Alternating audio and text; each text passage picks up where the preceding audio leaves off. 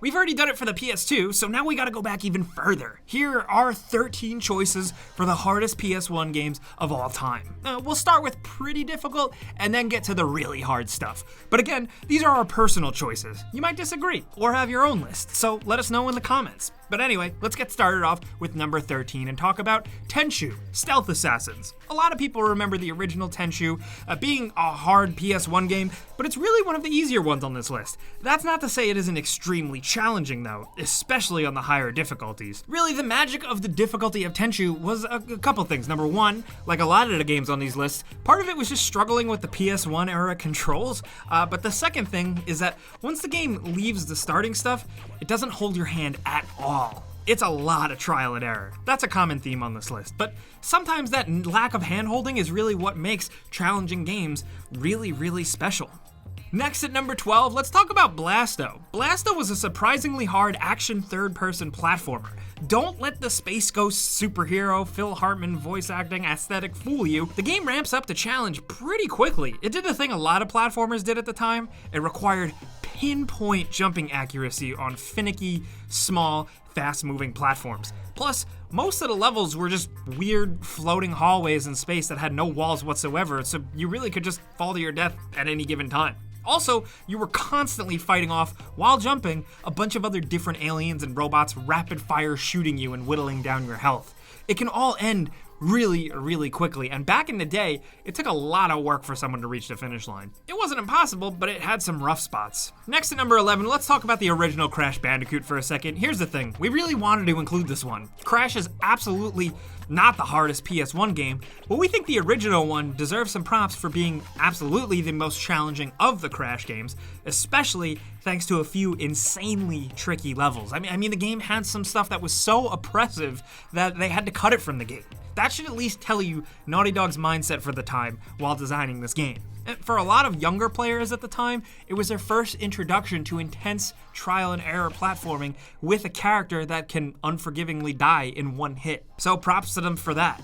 But next at number 10, Fear Effect is another crazy one. It might be because of the controls though, honestly, in the modern age. It felt a lot like classic Resident Evil, which it definitely took cues from, but it had extra spy elements and craptastic stealth thrown in to really, really make things trial and error. Like intense trial and error. 5 minutes in, you'll likely find yourself dying and dying until you get into the groove. Again, we're still early in the list. This isn't the hardest of the hard, but yeah, you're gonna need to cheese your way through a lot of this one. This is another one where it's really just time and age that has affected how difficult it was. We were all just dumb kids playing this game, but still, we talking about it and we're including it.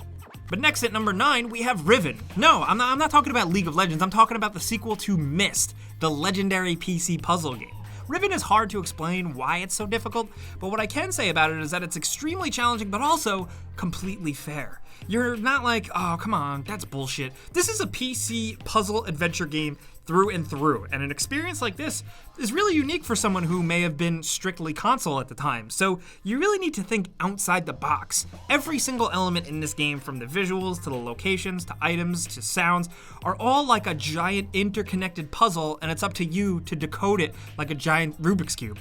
It's hard, but in a different way. It'll test your brain, and it's awesome. Especially for the time period, because it was likely you didn't have a guide or a website to help you at all. It's just a unique and damn good and challenging experience.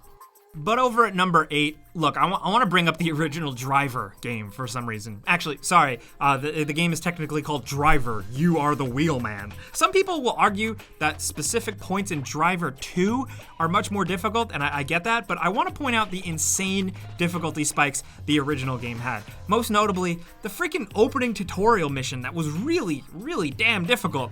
I had 2 friends that never got through it and dropped the game completely. You had to prove your skills at a parking lot by pulling off driving maneuvers that sometimes, even when you pulled it off, the game doesn't quite register it and count it, and the time limit is extremely short and unforgiving.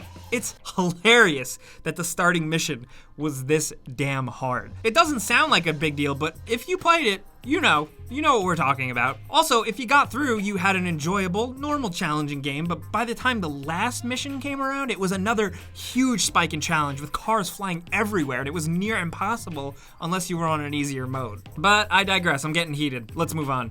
Next at number 7, we have Ninja Shadow of Darkness. This game was brutal. It's another one on this list that is partially just challenging thanks to the technical limitations of the time and the controls. The biggest, most annoying thing in the game was lining up your attacks. You're on a 3D plane, but the camera is angled and the movement being so specific that you had to make sure you were standing at the right perfect angle for attacks, especially projectiles, to really land. The game would constantly culminate in like a massive gauntlet. It would just throw waves and waves and waves of enemies at you almost until your hands were exhausted. It was like a beat 'em up turned up to 11. Plus, not only that, I gotta point it out, stages were littered with like these traps that could kill you that were there to just totally make your life a living hell because you could barely even see them. It was rough. A lot of people, including myself, have fond memories of the game, but yikes. Next at number 6, we have Heart of Darkness. This game was a surprise, that's for sure. I've always wanted to talk about this game on a list, but I never really had the opportunity.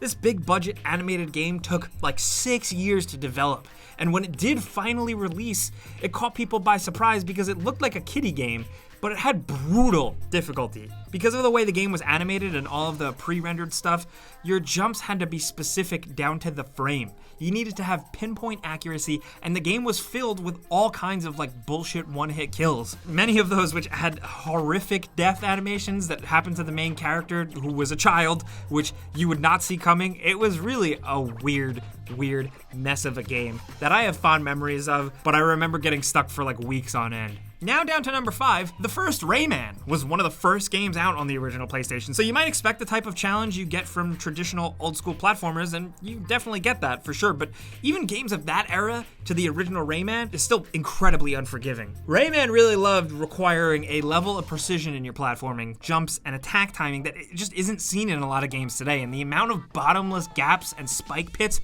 you'll fall into over and over and over again is staggering, dude. And that's just the environmental hazards and traversal mechanics. The enemies in the game are a whole other bag of worms entirely. In Rayman, there aren't just dudes out there for you to fight. No, that would be way too easy. Instead, they just pop into the environment like they're like Nightcrawler or something, and they can very easily just, boom, catch you off guard and kill you, which is way less than ideal. That said, gotta say, man, the game is still well-designed, legendary, and fun enough that you're gonna want to keep going and keep at it, despite how often the game just freaking outright punches you in the face. It's almost bullshit hard at times, but there's a reason why Rayman is still like a legendary platformer.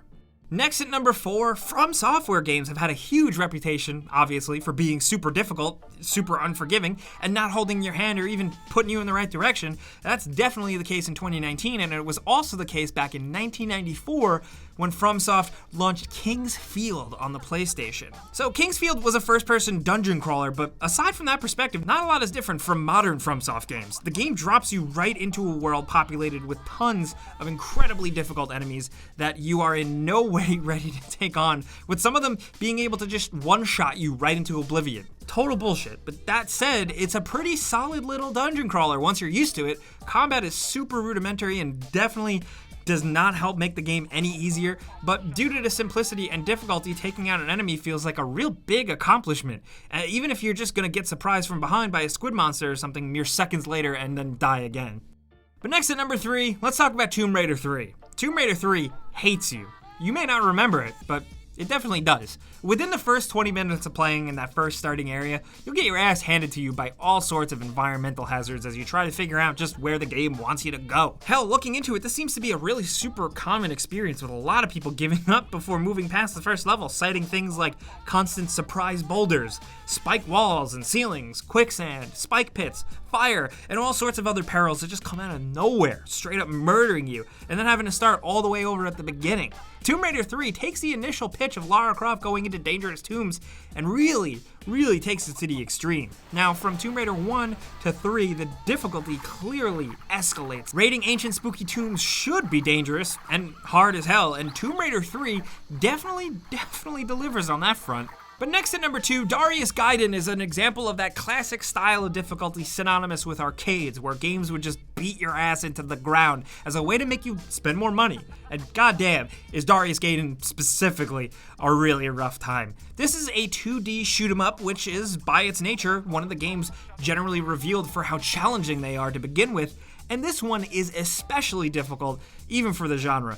Being a shoot 'em up, you're just a ship in a side-scrolling environment taking on tons of alien fish ship things and avoiding obstacles, and man, They throw a ton of stuff at you. It's insane, even for this type of game. The upgrades and weapon pickups are plentiful, which is good, I'll say that. But it's that way because it knows you're gonna be dying left and right. If it's not a giant yellow fish ship firing these massive energy blasts at you, it'll be one of the many smaller swarms, a barrage of tank fire, or just general obstacles that get you. It's a game that will kick your ass repeatedly and not feel bad about it, but that's part of the charm. It's super fun, even when you're being ground into the dust. But at number 1, totally want to talk about this one, another one we've never been able to talk about before, Alundra. Alundra is known for being an incredibly dense and deeply challenging RPG that was a big hit in Japan. Some folks on message boards out there have deemed it one of the hardest RPGs ever. You play as Alundra, this dude who learns he has a power to enter people's dreams. He's shipwrecked on an island with villagers facing deadly recurring nightmares, and you set out to save them. It's got top-down action, but some of the puzzles really were absolutely brutally difficult. Dungeons were extremely unforgiving in terms of respawn locations or continues, and health items were always really scarce as you were getting your asses kicked by enemies. They were really rough and brutal, alongside the fact that like random fireballs and traps and things in the locations could kill you as well. But again, it was the challenge of the puzzles, really. Back when it released, it was really hard to find anyone that even finished the game, despite it actually selling well, like I said, especially in Japan, and being a decent hit that it eventually got a sequel. We put it at number 1 really just because, yeah, it's crazy hard, but it's also just a damn good game too. Like we said, these are gameranx's choices. These are our personal choices for the hardest PS1 games. I'm sure there's gonna be plenty of you out there saying those games are all easy. If that is the case, we want your list. We wanna know what games you found the most challenging back in the day. If you were a 90s kid, I'm sure you got plenty. Let's talk about this stuff down in the comments. If you guys enjoyed this video and maybe learned about a new game, clicking the like button is the best way you can help us out. We would really appreciate that. But if you're new, consider subscribing because we put out videos every single day. But as always, thanks for watching, and we'll see you guys next time.